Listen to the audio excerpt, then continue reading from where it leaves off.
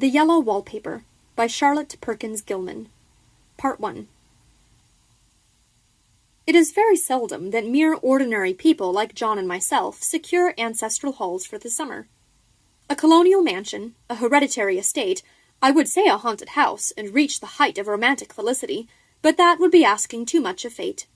Still, I will proudly declare that there is something queer about it. Else, why should it be let so cheaply? And why have stood so long untenanted? John laughs at me, of course, but one expects that in marriage. John is practical in the extreme. He has no patience with faith, an intense horror of superstition, and he scoffs openly at any talk of things not to be felt and seen and put down in figures. John is a physician, and perhaps, I would not say it to a living soul, of course, but this is dead paper, and a great relief to my mind. Perhaps that is one reason I do not get well faster. You see, he does not believe I am sick.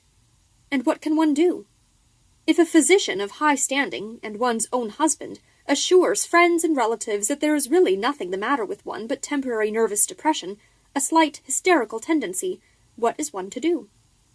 My brother is also a physician, and also of high standing, and he says the same thing. So I take phosphates, or phosphites, whichever it is, and tonics and journeys and air and exercise, and am absolutely forbidden to work until I am well again. Personally, I disagree with their ideas. Personally, I believe that congenial work with excitement and change would do me good. But what is one to do?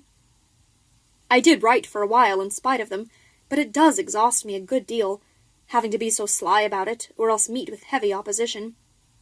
I sometimes fancy that in my condition, if I had less opposition, and more society and stimulus. But John says the very worst thing I can do is to think about my condition, and I confess it always makes me feel bad. So I will let it alone and talk about the house. The most beautiful place. It is quite alone, standing well back from the road, quite 3 miles from the village. It makes me think of English places that you read about, for there are hedges and walls and gates that lock, and lots of separate little houses for the gardeners and people. There is a delicious garden. I never saw such a garden. Large and shady, full of box-bordered paths, and lined with long, grape-covered arbors with seats under them. There were greenhouses, too, but they are all broken now. There was some legal trouble, I believe, something about the heirs and co-heirs. Anyhow, the place has been empty for years. That spoils my ghostliness, I am afraid, but I don't care. There is something strange about the house. I can feel it. I even said so to John one moonlight evening, but he said what I felt was a draught, and shut the window. I get unreasonably angry with John sometimes. I'm sure I never used to be so sensitive. I think it is due to this nervous condition. But John says if I feel so, I shall neglect proper self-control, so I take pains to control myself, before him at least, and that makes me very tired. I don't like our room a bit. I wanted one downstairs that opened on the piazza and had roses all over the window, and such pretty old-fashioned chintz hangings. But John would not hear of it. He said there was only one window, and not room for 2 beds, and no near room for him if he took another. He is very careful and loving, and hardly lets me stir without special direction. I have a scheduled prescription for each hour in the day. He takes all care from me, and so I feel basely ungrateful not to value it more. He said we came here solely on my account, that I was to have perfect rest and all the air I could get. Your exercise depends on your strength, my dear, said he, and your food somewhat on your appetite, but air you can absorb all the time. So we took the nursery at the top of the house. It is a big, airy room, the whole floor nearly, with windows that look all ways, and air and sunshine galore. It was nursery first, and then playground and gymnasium, I should judge, for the windows are barred for little children, and there are rings and things in the walls. The paint and paper look as if a boys' school had used it. It is stripped off, the paper, in great patches all around the head of my bed, about as far as I can reach, and in a great place on the other side of the room, low down. I never saw a worse paper in my life. One of those sprawling, flamboyant patterns committing every artistic sin. It is dull enough to confuse the eye in following, pronounced enough to constantly irritate and provoke study, and when you follow the lame, uncertain curves for a little distance, they suddenly commit suicide, plunge off at outrageous angles, destroy themselves in unheard-of contradictions. The color is repellent, almost revolting, a smoldering, unclean yellow, strangely faded by the slow-turning sunlight. It is a dull, yet lurid orange in some places, a sickly sulphur tint in others. No wonder the children hated it. I should hate it myself if I had to live in this room long. There comes John, and I must put this away. He hates to have me write a word. We have been here 2 weeks, and I haven't felt like writing before since that first day. I am sitting by the window now, up in this atrocious nursery, and there is nothing to hinder my writing as much as I please, save lack of strength. John is away all day, and even some nights when his cases are serious. I'm glad my case is not serious. But these nervous troubles are dreadfully depressing. John does not know how much I really suffer. He knows there is no reason to suffer, and that satisfies him. Of course it is only nervousness. It does weigh on me so not to do my duty in any way. I meant to be such a help to John, such a real rest and comfort, and here I am, a comparative burden already. Nobody would believe what an effort it is to do what little I am able, to dress and entertain and order things. It is fortunate Mary is so good with the baby, such a dear baby, and yet I cannot be with him. It makes me so nervous. I suppose John never was nervous in his life. He laughs at me so about this wallpaper. At first, he meant to repaper the room, but afterwards he said that I was letting it get the better of me, and that nothing was worse for a nervous patient than to give way to such fancies. He said that after the wallpaper was changed, it would be the heavy bedstead, and then the barred windows, and then that gate at the head of the stairs, and so on. You know the place is doing you good, he said, and really, dear, I don't care to renovate the house just for a 3 months' rental. Then do let us go downstairs, I said. There are such pretty rooms there. Then he took me in his arms and called me a blessed little goose, and said he would go down cellar if I wished, and have it whitewashed into the bargain. But he is right enough about the beds and windows and things. It is as airy and comfortable a room as anyone need wish, and, of course, I would not be so silly as to make him uncomfortable just for a whim. I'm really getting quite fond of the big room, all but that horrid paper. Out of one window I can see the garden, those mysterious deep-shaded arbors, the riotous old-fashioned flowers and bushes and gnarly trees. Out of another I get a lovely view of the bay and a little private wharf belonging to the estate. There's a beautiful shaded lane that runs down there from the house. I always fancy I see people walking in these numerous paths and arbors, but John has cautioned me not to give way to fancy in the least. He says that with my imaginative power and habit of story-making, a nervous weakness like mine is sure to lead to all manner of excited fancies, and that I ought to use my will and good sense to check the tendency. So I try. I think sometimes that if I were only well enough to write a little, it would relieve the press of ideas and rest me. But I find I get pretty tired when I try. It is so discouraging not to have any advice and companionship about my work. When I get really well, John says we will ask Cousin Henry and Julia down for a long visit, but he says he would as soon put fireworks in my pillowcase as to let me have those stimulating people about now. I wish I could get well faster. But I must not think about that. This paper looks to me as if it knew what a vicious influence it had. There is a recurrent spot where the pattern lolls like a broken neck, and 2 bulbous eyes stare at you upside down. I get positively angry with the impertinence of it and the everlastingness. Up and down and sideways they crawl, and those absurd, unblinking eyes are everywhere. There is one place where 2 breadths didn't match, and the eyes go all up and down the line, one a little higher than the other. I never saw so much expression in an inanimate thing before, and we all know how much expression they have. I used to lie awake as a child and get more entertainment and terror out of blank walls and plain furniture than most children could find in a toy store.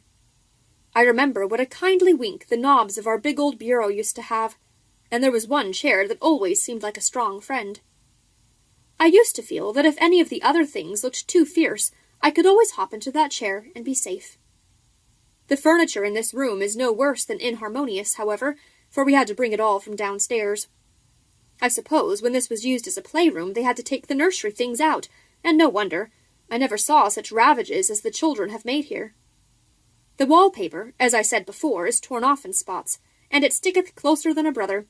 They must have had perseverance as well as hatred. Then the floor is scratched and gouged and splintered. The plaster itself is dug out here and there, and this great heavy bed, which is all we found in the room, looks as if it had been through the wars. But I don't mind it a bit. Only the paper.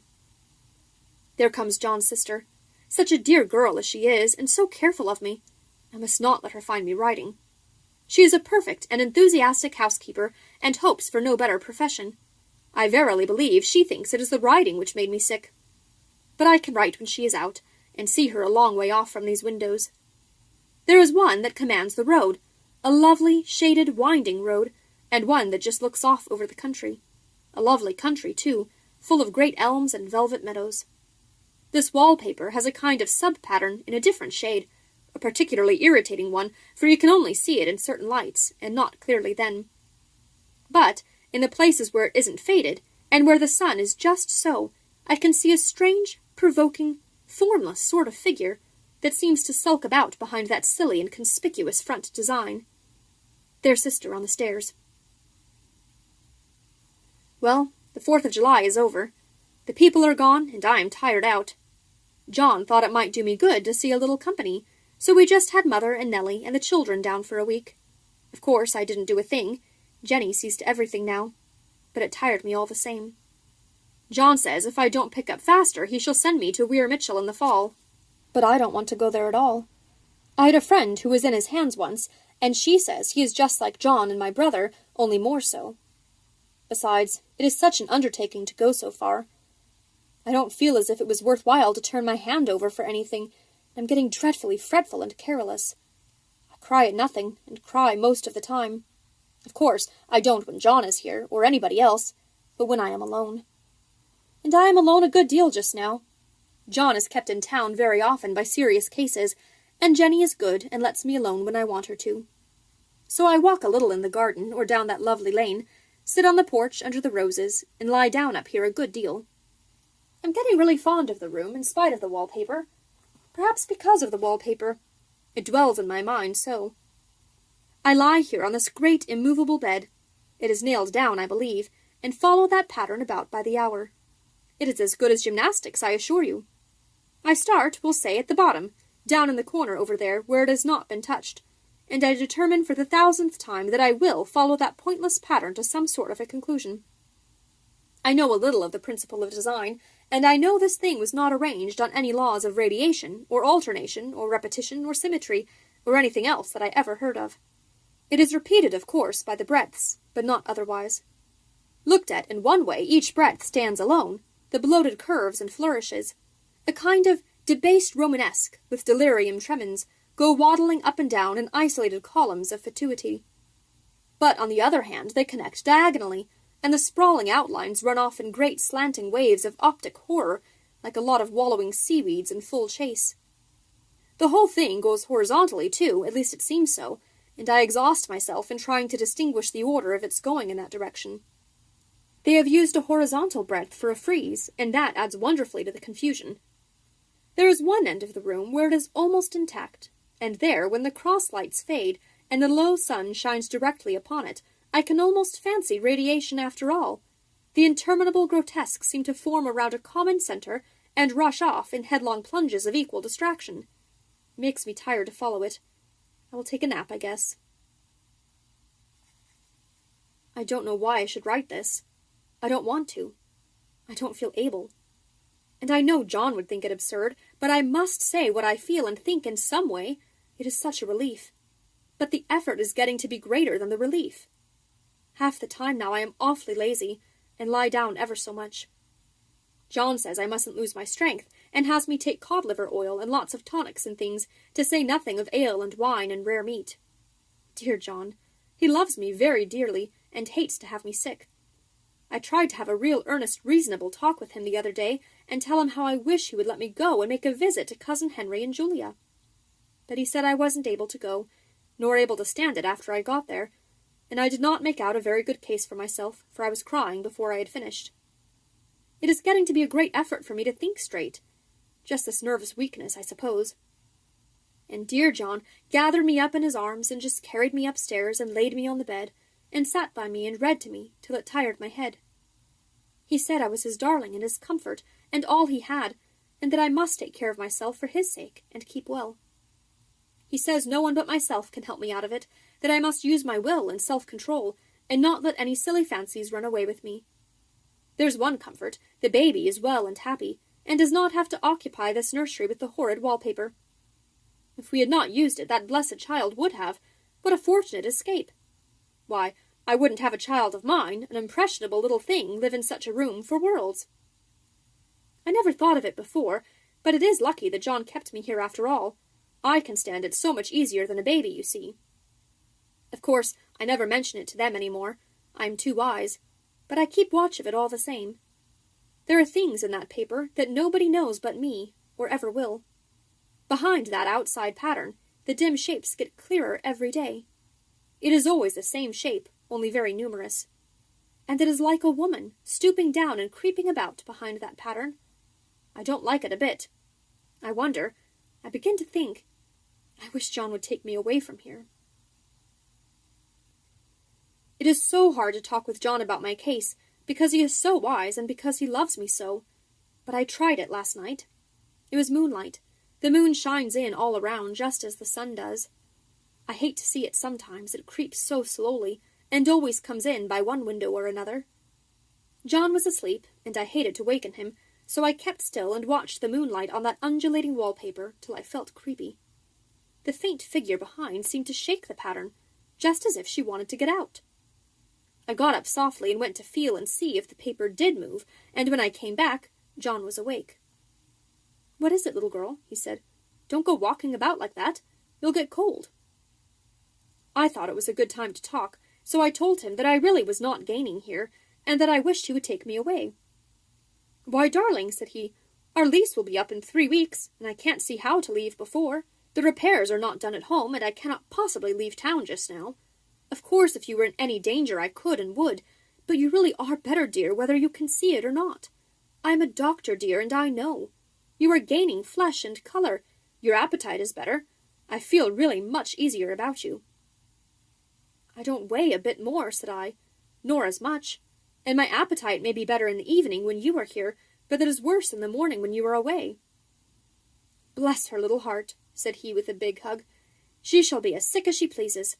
But now let's improve the shining hours by going to sleep and talk about it in the morning." "And you won't go away?" I asked gloomily. "Why, how can I, dear? It is only 3 weeks more, and then we will take a nice little trip of a few days while Jenny is getting the house ready. Really, dear, you are better." "Better in body, perhaps," I began, and stopped short, for he sat up straight and looked at me with such a stern, reproachful look that I could not say another word. "My darling," said he, "I beg of you, for my sake and for our child's sake, as well as for your own, that you will never for one instant let that idea enter your mind. There is nothing so dangerous, so fascinating to a temperament like yours. It is a false and foolish fancy. Can you not trust me as a physician when I tell you so?" So of course I said no more on that score, and we went to sleep before long. He thought I was asleep first, but I wasn't. I lay there for hours trying to decide whether that front pattern and the back pattern really did move together or separately. On a pattern like this, by daylight, there is a lack of sequence, a defiance of law that is a constant irritant to a normal mind. The color is hideous enough, and unreliable enough, and infuriating enough, but the pattern is torturing. You think you have mastered it, but just as you get well under way in following, it turns a back somersault, and there you are. It slaps you in the face, knocks you down, and tramples upon you. It is like a bad dream. The outside pattern is a florid arabesque, reminding one of a fungus. If you can imagine a toadstool in joints, an interminable string of toadstools, budding and sprouting in endless convolutions, why, that is something like it. That is, sometimes. There is one marked peculiarity about this paper, a thing nobody seems to notice but myself, and that is that it changes as the light changes. When the sun shoots in through the east window, I always watch for that first long, straight ray. It changes so quickly that I never can quite believe it. That is why I watch it always. By moonlight, the moon shines in all night when there is a moon, I wouldn't know it was the same paper. At night, in any kind of light, in twilight, candlelight, lamplight, and worst of all by moonlight, it becomes bars. The outside pattern, I mean, and the woman behind it, is as plain as can be. I didn't realize for a long time what the thing was that showed behind, that dim sub-pattern, but now I am quite sure it is a woman. By daylight she is subdued, quiet. I fancy it is the pattern that keeps her so still. It is so puzzling. It keeps me quiet by the hour. I lie down ever so much now. John says it is good for me, and to sleep all I can. Indeed, he started the habit by making me lie down for an hour after each meal. It is a very bad habit, I am convinced, for you see I don't sleep. And that cultivates deceit, for I don't tell them I'm awake. Oh, no. The fact is, I'm getting a little afraid of John. He seems very queer sometimes, and even Jenny has an inexplicable look. It strikes me occasionally, just as a scientific hypothesis, that perhaps it is the paper. I have watched John when he did not know I was looking, and come into the room suddenly on the most innocent excuses, and I've caught him several times looking at the paper. And Jenny, too. I caught Jenny with her hand on it once. She didn't know I was in the room, and when I asked her in a very quiet voice, with the most restrained manner possible, what she was doing with the paper, she turned around as if she had been caught stealing, and looked quite angry, asked me why I should frighten her so. Then she said that the paper stained everything it touched, that she had found yellow smooches on all my clothes and John's, and she wished we would be more careful. Did not that sound innocent? But I know she was studying that pattern, and I am determined that nobody shall find it out but myself.